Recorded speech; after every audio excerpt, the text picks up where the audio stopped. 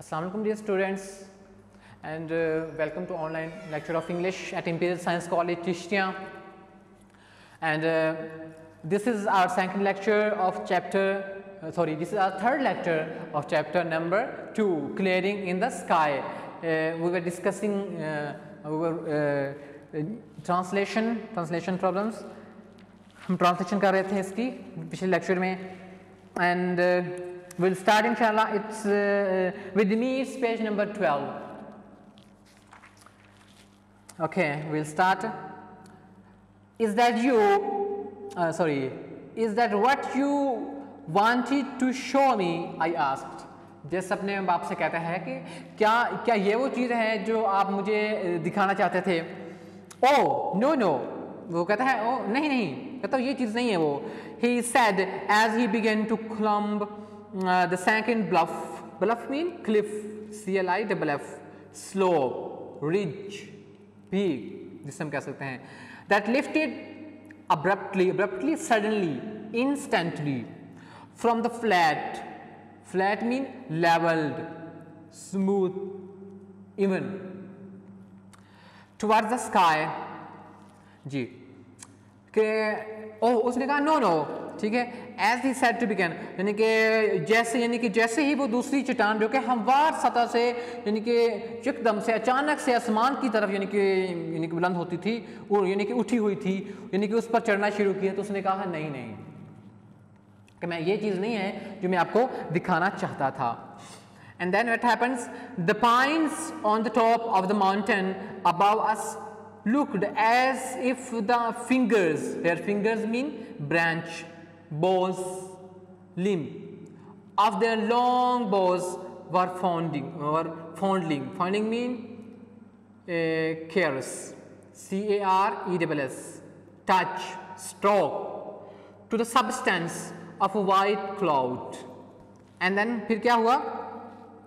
The pine trees on the top of the mountain, जो सनोबर के दरख्त से हमारे ऊपर यानी कि वो इस तरह से लगते थे कि जैसे इनकी जो लंबी शाखें, इनकी लंबी शाखों की डालियां जो हैं आसमान पर सफ़ेद बादलों से यानी कि वो बादलों के जो टुकड़े हैं उनसे यानी कि टकरा रही हैं. ठीक है, ऐसा लगता था. या उनके साथ जो हैं सफ़ेद बादलों के टुकड़े जो हैं उनके साथ अटकेलियाँ कर रही हैं. जैसे कहता है कि हमारे ऊपर जो सनोबर के दरख्त थे यानी कि ऐसा लगता था कि जैसे इनकी जो लंबी शाखें हैं, उनकी जो डालियाँ हैं, वो यानी कि इस सफ़ेद बादल के जो टुकड़े हैं उनके साथ अटकेलियाँ कर रही हैं. यानी कि इतने वो ऊँचे दरख्त थे उनके बिल्कुल बादलों के साथ. अगर हम कभी माउंटेन एरिया में जाएँ वहाँ पर हम देखेंगे कि जो उनके ऊपर जो धुंध पड़ी होती है, ये जो बिल्कुल ऊँची जो पीक्स होती हैं, और ऐसा लगता है जैसे जो बादल हैं वो उनके साथ बिल्कुल टच कर रहे हैं, ऐसा वहां पर महसूस होता है. Whatever my father wanted me to see was on the top of the highest point of my farm. जैसे कहता है कि मेरे बाप मुझे जो भी चीज़ दिखाना चाहता था वो मेरे खेत के सबसे ऊंचे यानी कि हिस्से पर था. अब उसे अंदाज़ा हो गया था. And with the exclusion,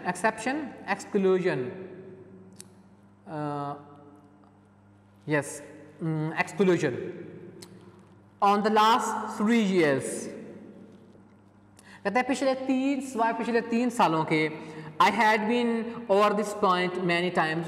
कहता है मैं इस जगह पर बहुत दफ़ा आ चुका था. सिर्फ यानी मासवाए जो पिछले 3 साल हैं उसके, वो कहता है मैं इस जगह पर बहुत दफ़ा आ चुका था. I had never seen anything extraordinary, incredible, exceptional upon this high point of Rajd mean rough, rocky, uneven land. फिर कहता है कि मैंने यानी कि इस जगह पर कोई भी ऐसी कोई यानी कि ख़ास चीज़ इस खस्ता हाल जगह पर मैंने यानी कि यहाँ पर नहीं देखी थी. I had seen the beauty of many wild flowers. कहते हैं मैंने कई जंगली जो यानी फूल हैं उनकी मैंने खूबसूरती देखी. A few rock cliffs, और पीछे हम देख यानी कि पथरीली चट्टानें.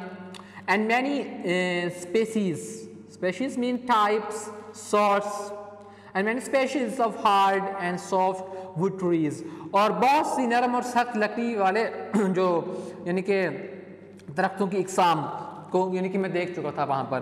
वो कहता है कि मैं यहाँ पर यानी कि जंगली फूलों की खूबसूरती, यानी कि चंद एक पथरीली चट्टानें और बहुत सी किस्म के यानी कि सख्त और नरम लकड़ी वाले जो दरख्त हैं उनकी बहुत सी किस्में वहाँ पर देख चुका था। Why do you take the path? Path mean track, route, course, straight, direct, erect, अब द पॉइंट। अब जैसे अपने बाप से पूछ रहा है कि आपने ये बिल्कुल सीधा यानी ऊंचा रास्ता क्यों अख्तियार किया? आई आस्क्ड, मैंने पूछा, जैसे कहता है जैसे अपने बाप से पूछ रहा है कि आप कोई आसान रास्ता भी तो अख्तियार कर सकते थे ना ऊपर जाने के लिए। Look at these of the paths, कहता है ये दूसरे रास्ते देखो। What are they doing here, ये यहाँ पर क्या कर रहे हैं, इनका यहाँ पर होने का क्या मकसद है? Within the distance of a few yards, चंद गज के फासले पर, several paths left the main path and circled around the slope. Slope means slide, glide, gradually, slowly climbing the mountain. फिर क्या होता था कि यानी चंद गज के फासले पर यानी कि वो जो रास्ता था, जो मेन रास्ता था, उससे यानी कि कई और जो रास्ते यानी कि उससे जुदा होते थे, उससे निकलते थे और फिर जो सारे यानी जो आहिस्ता आहिस्ता यानी और ढलवान के इर्द गिर्द घूम कर वो यानी कि ऊपर चढ़ते थे। वो जो उसके इर्द गिर्द यानी घूम कर, वो आसान रास्ता था जो उसके बाप ने बनाया था, वो उसके इर्द गिर्द घूम कर ऊपर जाता था, लेकिन वो सीधा रास्ता अख्तियार कर रहे थे जो सीधा ऊपर जा रहा था। उसके बाप उसको उस रास्ते पर लेके जा रहा था। All paths go to the same place, he answered. उसने जवाब दिया कि ये सारे रास्ते जो हैं एक ही जगह पर जाते हैं। Then why do you take the steep one? I asked. फिर मैंने उससे पूछा कि आपने बिल्कुल अमूदी रास्ता जो है आपने ये क्यों यानी रास्ता अख्तियार किया जो बिल्कुल सीधा है? I'll explain later.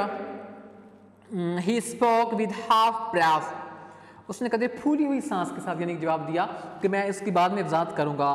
He rested a minute to catch his second wind while I managed to stand on the path by holding to a little sapling, young tree, small plant, because it was too steep for my feet to hold unless I braced myself.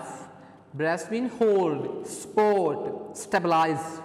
जी, वो क्या कहता है कि वो जो मेरा बाप है, he rested a minute to catch his second wind. वो कहता है उसका जो जैसे कहता है मेरा जो बाप है यानी कि वो एक लम्हे के लिए वो रुका यानी कि दूसरी सांस लेने के लिए, ठीक है। जबकि कहता है कि मैं एक छोटे से यानी जो पौधा है उसको पकड़कर यानी कि खड़ा होने में कामयाब हो गया। वो वहाँ पर रास्ता इस तरह से अमूदी था, सीधा था कि वो वहाँ पर खड़ा नहीं हो सकता था।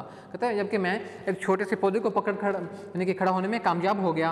Because it was too steep, कहता है क्योंकि मेरे कदमों के नीचे बहुत ज़्यादा अमूदी ढलवान थी, वो यानी कि ये कह रहा है, और मैं बगैर किसी सहारे के वहाँ पर यानी कि अपने कदमों पर वहाँ पर खड़ा नहीं हो सकता था, ये बताने की कोशिश कर रहा है। Then my father started to move slowly up the path again, और फिर मेरे बाप ने यानी कि उसी रास्ते पर दोबारा यानी कि चलना शुरू कर दिया आहिस्ता से। Supporting, holding, aiding with his cane, अपने आप को यानी कि छड़ी से सहारा देते हुए, उसके पास जो छड़ी थी। I followed at his heels, और मैं इनके कदमों के पीछे यानी कि चल पड़ा, उनके कदमों के पीछे चलता रहा। Just a few steps in front of him, a fox squirrel crossed the path and ran up a hickory tree. फिर क्या हुआ?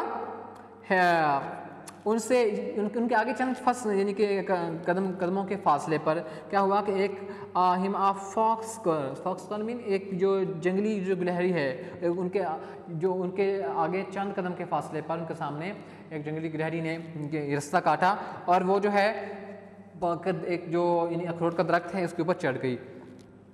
See that, yes, he shouted, scream, उसने वो चिल्लाया, उसने कहा वो देखो जैस, इसे देखो जैस। Yes I did, I answered, मैंने कहा हाँ मैंने देखा। That brings back something to me, he said, उसने कहा उसके बाप ने जिसके बाप ने कहा कि यानी कि वो मुझे किसी चीज़ की याद दिलाती है, वो मुझे कुछ याद दिलाती है। Brings back the old days to see a fox call, कहता है कि मुझे याद दिलाती है पुराने दिन, ये जो जंगली गुलारी है ये मुझे पुराने दिन याद दिलाती है। But this wouldn't bring back as much as something I am going to show you, लेकिन ये क्यों यानी कहता लेकिन ये मुझे वो चीज़ नहीं याद दिलाती जो मैं तुम्हें दिखाने जा रहा हूँ। My curiosity, inquiry, interest was aroused mean provoked. Yes कहता है मेरा जो Jesus है वो बढ़ गया और बढ़ गया. I thought he had found a new kind of wild grass or an unfamiliar, unknown herb or a new kind of tree. जिसका ख्याल था, जिसका था मेरा ख्याल था कि शायद उसे मेरे बाप को उसे कोई नई यानी कि घास मिली है, कोई जंगली घास उसे कोई मिल गई है, या कोई उसे ऐसा कोई नयाब जड़ी बूटी उसको मिल गई है, या कोई नया दरख्त उसे मिल गया है जो मुझे दिखाना चाहता है. For I remember the time he had found a coffee tree in our woods. कहता है जहाँ तक मुझे याद पड़ता है, कहता है मुझे याद है कि उन्होंने हमारे जंगल में एक यानी कि कॉफ़ी का जो दरख्त है उन्हें मिला था, उन्होंने ढूंढा था. It is, as far as I know, the only one of its kind growing in our country. कहते हैं जहाँ तक मैं जानता हूँ ये हमारे इलाके में उगने वाला अपनी किस्म का सिर्फ यानी कि एक वाहद दरख्त था कॉफ़ी का जो उसके बाप को मिला था. ओके जी. Only twice did my father stop to wipe the sweat from my eyes as he climbed the sacred steep bluff toward the fingers of the pines. कहता है कि मेरा जो बाप है यानी कि वो यानी कि जैसे ही यानी कि वो सनोबर के दरख्तों की दूसरी अमूदी चट्टान पर चढ़ते हुए उसने वो सिर्फ यानी कि 2 दफ़ा यानी कि रुका अपने यानी चेहरे से पसीना साफ करने के लिए, वो सिर्फ वहाँ पर यानी 2 दफ़ा रुका. He reached the limbless. Limbless mean bare, boleless, without branches. Trunks mean stem, bole, B-O-L-E. Trunks of these tall straight pines whose branches reach towards the blue depth of the sky, or the white clouds was now gone. फिर क्या हुआ? We reached the limbless. कहता है कि हम वहाँ पर वो जो वहाँ पर पहुँचे जो सीधा यानी कि बिल्कुल टर्न बर्न जिसके ऊपर बिल्कुल यानी कि शाखें नहीं थी, वो जो यानी कि सनोबर का वो जो यानी कि दरख्त था. Of all these straight pines whose branches, और आसमान के और ये जो सारे यानी कि दरख्त थे यानी कि पाइन्स सनोबर के जो दरख्त थे और उनकी जो शाखें थी आसमान की नीली गहराई तक जाती थी. ठीक है. और the white cloud was now gone. और अब यानी कि जो यानी कि सफ़ेद बादल जो कि अब जा चुका था उस तक यानी जो पहुंचती थी हम वहाँ तक हम पहुँचे, ये बताने की कोशिश कर रहा है. आई सॉ अ क्लियरिंग कि वहाँ पर मैंने एक साफ किया हुआ टुकड़ा जो है वहाँ पर मैंने देखा. Small clearing of not more than 3/4 of an acre in the heart of this wilderness heath moorland wasteland uncultivated land जिसे हम कहते हैं. फिर कहते हैं मैंने वहाँ पर यानी कि एक साफ किया हुआ किता देखा, ज़मीन का टुकड़ा देखा जिसका रकबा जो कहता है 1 एकड़ के यानी कि 3/4 से ज़्यादा नहीं था. और फिर इन the heart of this wilderness on the mountain top. और इस ये जो बिल्कुल वीराना था, इस वीराने के बिल्कुल ऐन यानी कि दरमियान में वस्त में यानी कि बिल्कुल पहाड़ के ऊपर यानी कि साफ की गई ज़मीन का टुकड़ा जो है मैंने वहाँ पर देखा जिसका रकबा जो है 1 एकड़ के 3/4 से यानी कि ज़्यादा ना था, जैसे मैं ये बता रहा है. Okay. Now you are coming to something son. कहते हैं अब तुम यानी कि किसी, ये देखें ये स्टूडेंट्स यहाँ पर COMIN लिखा हुआ है ये और इसके ऊपर अपोस्ट्रोफी लगा हुआ है. अपोस्ट्रोफी आपको पता है मोस्टली वो use it for possession and specially possession of human beings. जैसे हम कहते हैं कि जस्टिस फादर, जैसे मैंने पहले यहाँ पर लिखा था कि उसके यानी कि ह्यूमन बींग्स की पोजेशन के लिए और नॉन लिविंग बींग्स की पोजेशन के लिए हम इसको यानी कि इसको यूज़ नहीं करते अपोस्ट्रोफी को. लेकिन ये जो अपोस्ट्रोफी है it has got another function as well. वो किसका क्या है कि ये जो है वर्ड ओमिशन के लिए भी यूज़ होती है, वर्ड ओमिट करने के लिए, वर्ड स्किप करने के लिए भी यूज़ होती है. तो यहाँ पर जो अपोस्ट्रोफी यूज़ हो रही है COMIN लिखा हुआ है, तो यहाँ पर इस्तेमाल है कमिंग पूरा वर्ड जो है वो स्किप किया हुआ है और अपोस्ट्रोफी लगाकर. Okay. Now you are coming to something son. कहते हैं अब तुम यानी कि इस चीज़ तक यानी कि पहुँच रहे हो. He said as he pushed down the stop wire so he could cross the fence. Fence mean barrier. Boundary, bar, ठीक है।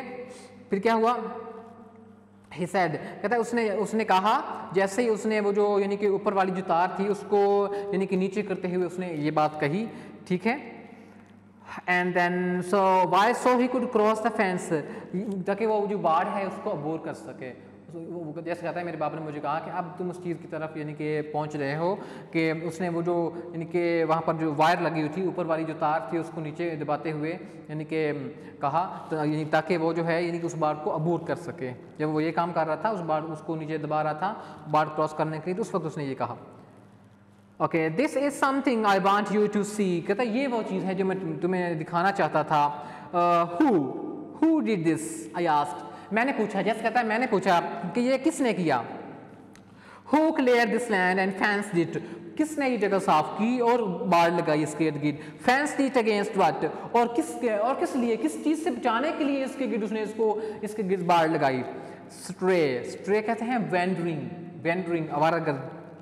Cattle, if they ever get out of the pasture, he answered me curtly, abruptly, briefly, uncivilly. I cleared this land. कहते हैं मेरे बाप ने मुझे रूखेपन से यानी कि जवाब दिया कि मैंने इसको साफ किया और मैंने इसकी गिर्द बाढ़ लगाई, और इसको यानी कि आवारा मवेशियों से बचाने के लिए कि अगर वो चरागाह से निकल जाएं तो उससे बचाने के लिए मैंने इसकी गिर्द बाढ़ लगाई और मैंने इसको साफ किया। उसके बाप ने इसको जवाब दिया। Okay, I think this students it's enough for today and see you in the next lecture. Allah हाफिज़।